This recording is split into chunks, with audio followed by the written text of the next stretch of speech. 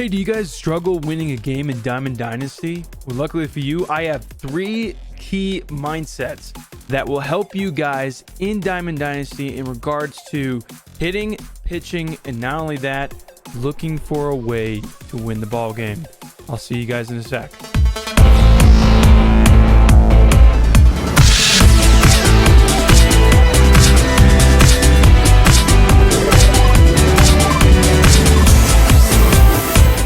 YouTube, what's going on, man? Mike Swingman giving you guys another video, and in today's video we're going to dive into the 3 mindsets that I use to help me kind of like to kind of push me over the ability to win games, but also to win games against good people, against top 50 guys.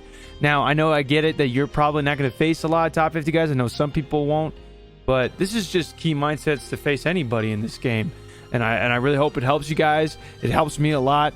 But before we dive into that key aspects, or the 3 key aspects, I want you guys to go ahead, subscribe to the channel, hit those bell notification button so that you guys are notified for my future content on this channel. But with that being said, let's go to the key concept number 1, and that is going to be not looking at your opponent's record before you start the game.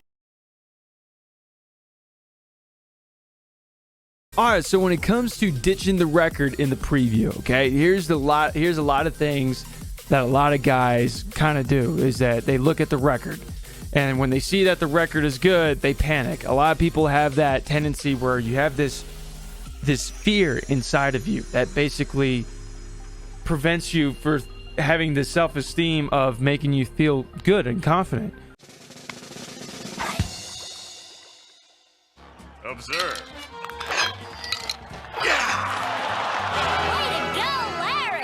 So what I've noticed and what I've tried is that I completely disregard the record, and I just try to face the opponent just like anyone else. I mean, unless you like absolutely know the guy and you think he's really good, then that's different. But I even think that, hey, just don't even look at the record. Ditch the record.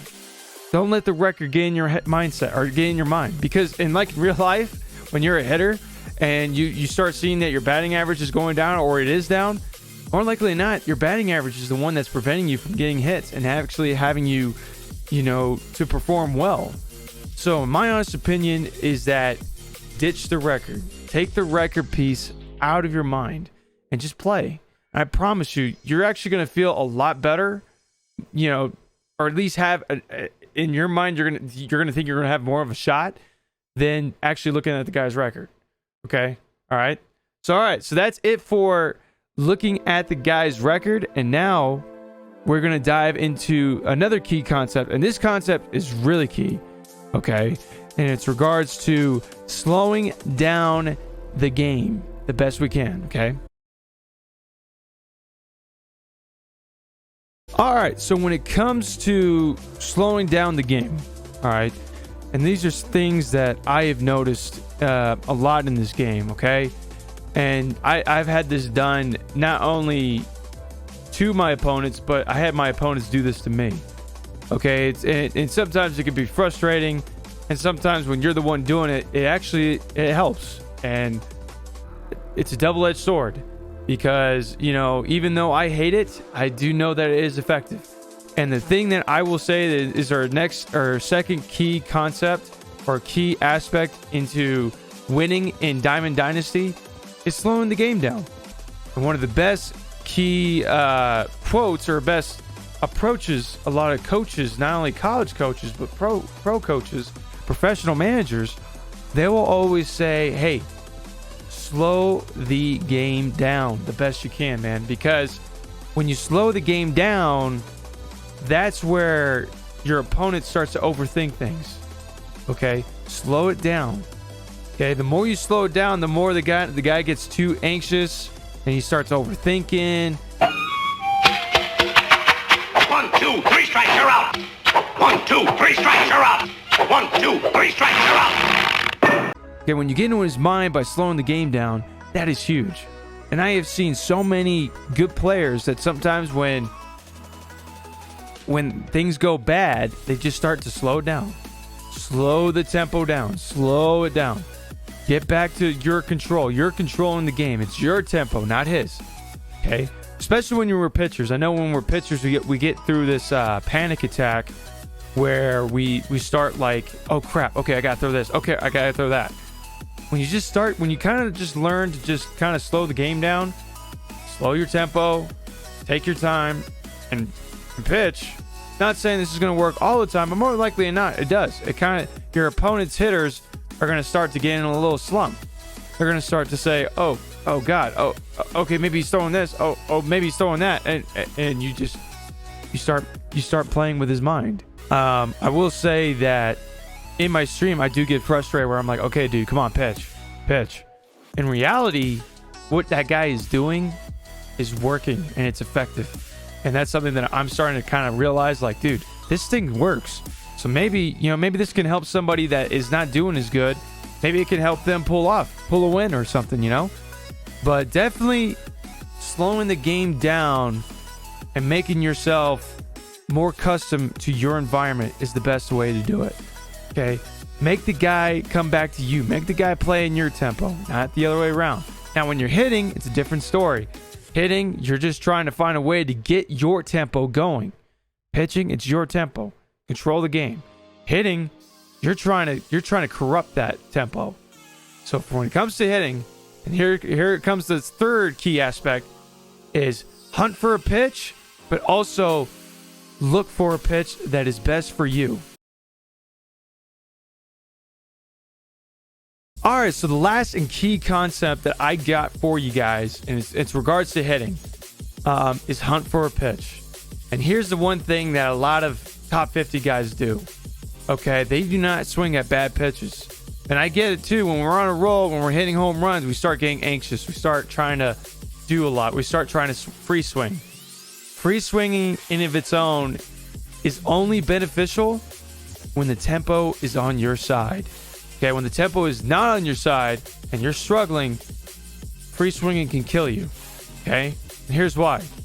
All right, when the pitcher is on the mound and he's on a groove and he's throwing his pitches and you're getting out, and you're just free swinging, you're swinging at everything that he throws out of his hand, you're benefiting the pitcher because his pitch count is still staying minimal. Okay, learn to take pitches, but not only take pitches, but take pitches that are not suited for you. If you have a good pitch that you like, swing it. But if it's a bad pitch and you know it's a bad pitch, but you're swinging anyways because thinking like, oh yeah, I'm gonna hit a home run because I'm timing it well, lay it off. There's so many times where guys just take pitches just for taking pitches, and then they finally get the pitch they want and they smoke it. Okay, when it comes down to what pitch to hunt for, that's where I highly recommend you guys also check out my hitter's hack video. But go into practice and find out. Put your difficulty at legend, okay? At legend, and try out some pitches. Sinker inside or away, or fastball, forcing fastball in and away, slider in and away, curveball in and away. Do a chart. Do 10 pitches and chart which ones were hits and which ones are not. Okay? If you have more than 5 hits, okay, more than 5 or 6 hits per 10, that is the pitch that pretty much, likely or not, you crush. You crush. Okay, and also fluctuate the pitchers. Okay, don't just do it on one pitcher. If you're gonna do it on one pitcher, then you do it on Chapman. You do it on Chapman or Goose Gossage. Okay, either them, or you could do Bob Feller. Bob Feller's a good one. You could also do DeGrom. DeGrom is probably the best because now he has an outlier. Okay, but fluctuate the pitchers. Do 10 pitches per pitch and see how many hits you get and see how it goes. I would recommend just go from the 3 dotted lines out and in. Do those 3, because more likely than not, your opponent's going to throw it there. He is. He or she, or they're going to throw the pitches in the inner and the outer zone. It's just going to happen. I'm sorry. If they throw it in the middle, kudos for them. Good job. Okay, but more likely than not, they're going to paint on the outside and the inside. It's just how it is. Okay, so test yourself on that. Write it down. Do a little chart and see how you do. That's what I usually did. That's what I did. You know, I just worked on my pitches. Okay? And then go from there. But those are the 3 key concepts that I try to come back to and refocus on in this game. Because a lot of guys, mindset can really break you down in regards to not winning a game in Diamond Dynasty. And I know with these 3 concepts, not only are you going to win games, but you're going to feel confident in yourself. And confidence in yourself wins games. And if you don't win games, that's okay. Now you have a basic aspect structure on how to bounce back. Okay? All right? So those are the 3 concepts that I recommend, the mental concepts, the concepts that I think you should use in this game, so that you guys can pull off those W's and not give out those L's. So that's it for today's video. If you guys like this video, be sure to hit that like button and also comment in the comment section below on what you guys think and what you guys think I should dive into more in the future in this show. Also, if you guys can, go follow my Twitch stream or Twitch channel. We stream Monday, Wednesday, Thursday, Friday, Saturday, Sunday. More likely than not, we're going to be streaming probably at 6:30 in the morning Mountain Time, so 8:30 Eastern Time. So go check it out. But also, before I let you guys go, subscribe to the channel, hit those bell notifications button so that you guys are notified for my future uploads on this channel. But with that being said, I wish you guys perfects and pinpoint pitching, and I'll see you guys in the next video. Take care, guys.